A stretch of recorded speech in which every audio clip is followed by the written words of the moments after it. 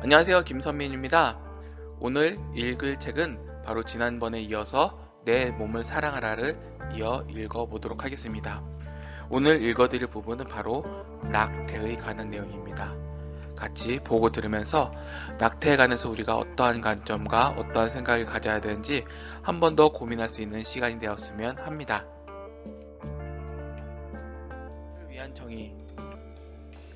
팀 켈러는 고대로부터 성경의 하나님은 다른 종교의 신들과 다르셨다. 힘없는 자들과 가난한 자들의 정의 편에 서는 하나님이시다 라고 말한다. 성경은 하나님의 사랑이 아직 태어나지 않은 존재를 포함하여 모든 인류에게 미친다는 것이 분명하다. 시인이자 예언자였던 다윗왕은 그 점을 다음과 같이 감동적으로 표현한다. 주께서 내 내장을 지으시며 나의 모태에서 나를 만드셨나이다. 내가 은밀한 데서 지음을 받고 땅의 깊은 곳에서 기이하게 지음을 받은 때에 나의 형체가 주의 앞에 숨겨지지 못할 나이다. 내 형질이 이루어지기 전에 주의 눈이 보셨으며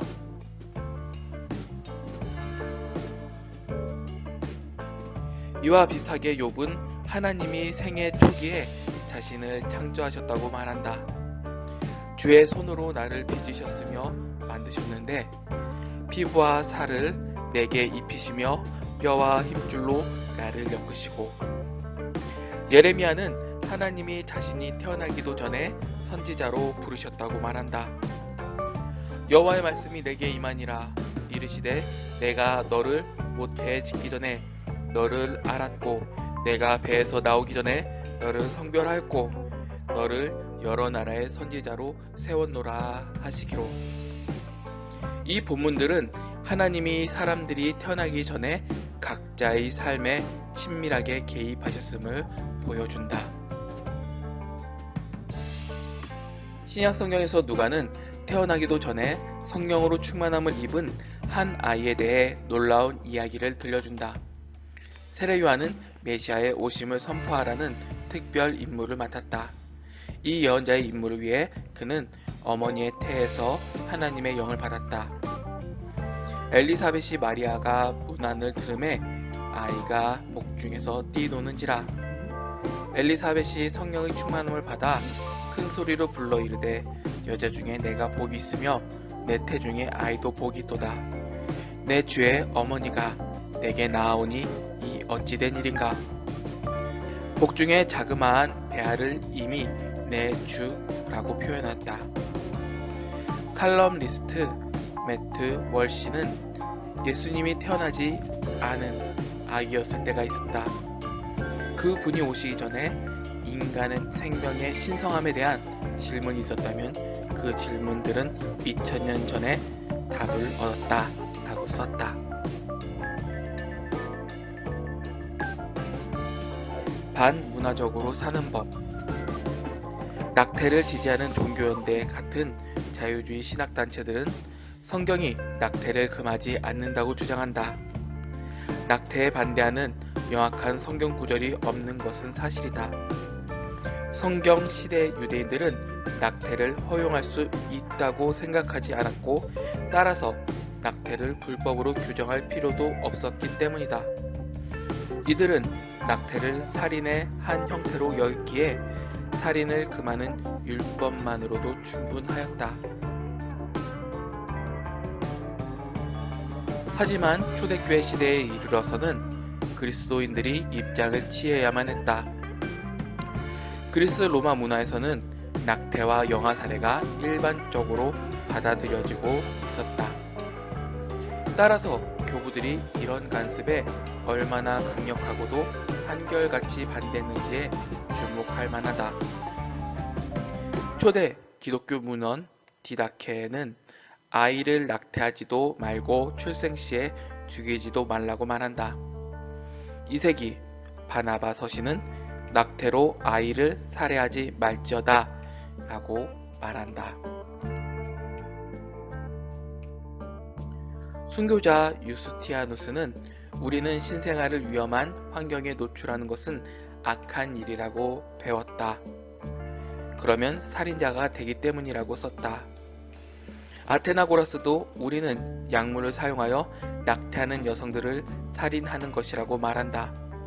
왜냐하면 우리는 태아를 창조된 존재에 따라서 하나님이 돌보시는 대상이라고 여기기 때문이라고 썼다. 3세기 초에 터툴리아누스는 이렇게 썼다. 태어난 생명을 취하는지 출생을 기다리는 생명을 파괴하는지는 중요하지 않다.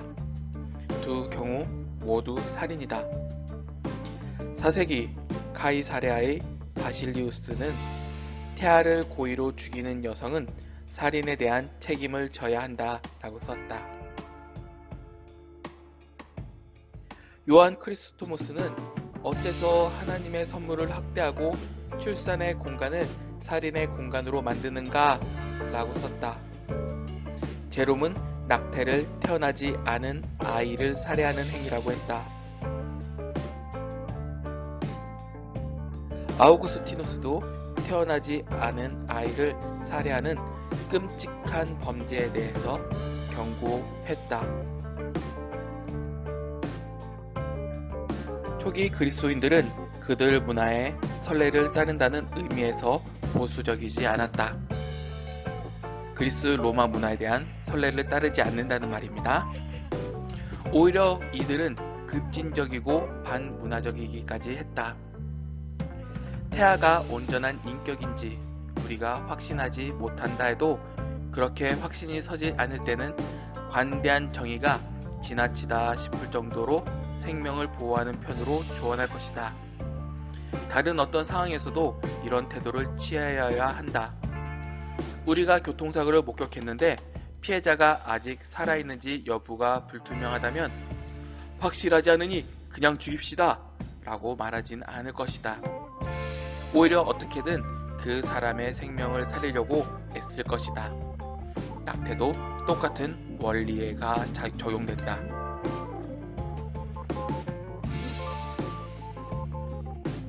여성들이 기독교를 사랑하는 이유. 하지만 초대교회가 그와 동시에 여성을 소중히 여기는 관점을 장려하지 않았다면 낙태를 극복하지 못했을 것이다. 이것은 오늘날 교회에 매우 중요한 교훈이다. 기독교가 낙태에 반대하지 않았기 때문에 오늘날 비판자들은 교회가 여성의 권리에 적대적이라는 생각을 한다. 하지만 놀랍게도 초대교회는 낙태와 영아 살해에 반대했다는 이유로 여성들에게 매력적으로 비쳤다. 왜 그럴까? 낙태와 영아 살해가 존속하는 사회는 여성을 비하하고 이들이 재생산에 독특하게 공헌하는 것을 존중하지 않는 사회다. 이런 사회는 여성의 임신과 출산을 놀라운 능력으로 대우하지 않고 골칫거리와 약점, 장애로 여긴다. 아이를 낳을 수 있는 여성의 능력을 가치 있고 소중히 여기지 않고 해로운 화학 물질과 치명적 장치로 여성 내부의 생명을 파괴함으로써 여성의 몸의 기능을 억압하려고 한다.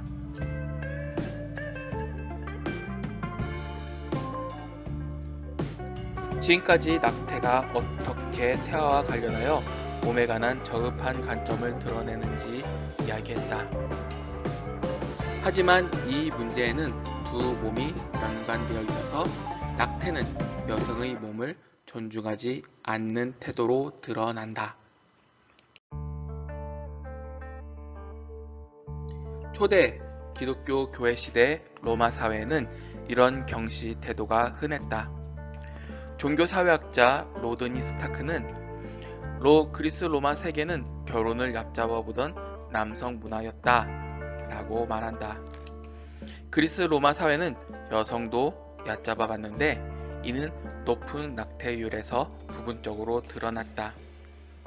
이는 낙태는 태아뿐만 아니라 여성의 주요 살해 원인이었다. 영아 살해도 널리 이루어졌다. 실제로 플라톤과 아리스토텔레스, 키케로 등 고대 세계 주요 사상가들은 영아 살해를 적법한 국가 정책으로 추천했다. 인류학자들은 배수관에 버려진 갓난아기들의 작은 뼈 때문에 하수관이 막힌 곳들을 발견했다. 어느 뉴스 기사는 로마 시대에는 산화 제한을 위한 영아 살해가 드물지 않았다. 갓 태어난 아기는 온전한 인간이 아니라고 보았으므로 영아 살해는 범죄가 아니었다. 라고 설명한다. 그러한 아기들은 대부분이 여아였다. 실제로 로마인 가정의 딸이 1명 이상인 경우는 드물었다. 역사학자들은 주로 1세기에 로마 군인이 집에 있는 임신한 아내에게 보낸 편지를 발견했다. 남자아이면 살려두고 여자아이면 죽게 내버려 두시오. 이런 배경에서 기독교 교회는 여성을 높이 보는 관점이 남달랐다. 교회는 낙태와 영아 살해를 금지하여 세상에 새 생명을 가져오는 여성의 기여를 격려하고 그러한 기여를 존중하고 보호할 가치가 있다고 여겼다. 여자아이들을 하수관에 버리지 않고 남자아이들과 똑같이 사랑하고 보살폈다. 초기 그리스도인들은 단순히 낙태를 정죄하는 것을 넘어서 대안을 제공했는데 버려진 아이들을 구주하고 입양했다. 우리는 전통적이라는 말로 기독교를 옹호해서는 안 된다. 기독교는 처음부터 당대의 전통에 맞섰다. 고대와 마찬가지로 오늘날에도 낙태와 영아 살해는 주로 여아에게 해당된다. 성별 선택, 낙태는 중국에서 인도까지 여러 나라에서 남초 현상을 불러왔다. 여아들은 영양실조와 방치로 죽는 확률도 높다. 성인 여성은 남편과 다른 친척들 손에 폭력과 죽음을 당하기 쉽다. 국제연합은 2억 명의 여성이 인구 통계학적으로 실종된 것으로 추정한다. 누군가는 이런 현상에 젠더사이드라는 이름을 붙이기도 했다.